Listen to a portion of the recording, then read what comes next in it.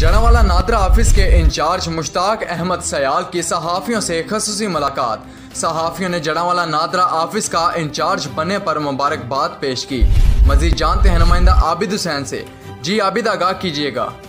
जी बिल्कुल, आज जड़ावाला के नादरा ऑफिस के इंचार्ज मुश्ताक अहमद सयाल से सहाफ़ियों ने खसूसी मुलाकात की।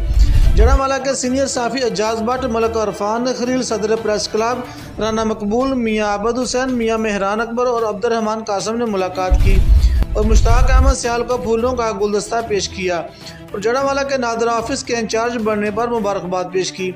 सहाफ़ियों से बात करते हुए मुश्ताक अहमद सयाल का कहना था कि हम इंशाअल्लाह अपनी पूरी ईमानदारी के साथ काम करेंगे और आने वाले किसी भी कस्टमर को कोई भी परेशानी नहीं होगी। मैं और मेरे स्टाफ इनकी बेहतर रहनुमाई करेंगे ताकि जो हमारी बेटियाँ और हमारी बहनें माएँ दूर से आती हैं, इनको किसी किस्म की कोई परेशानी ना हो। उन्होंने मजीद कहा कि इस वक्त मुल्क कोरोना जैसे वायरस से लड़ रहा है। पूरी कौम हुकूमती SOPs पर अमल मुकम्मल करे और नादरा ऑफिस मास्क और सोशल डिस्टेंस का खास ख्याल रखे। कैमरामैन नीम के साथ आबिद हुसैन, फास्ट 92 न्यूज़, जड़ावाला।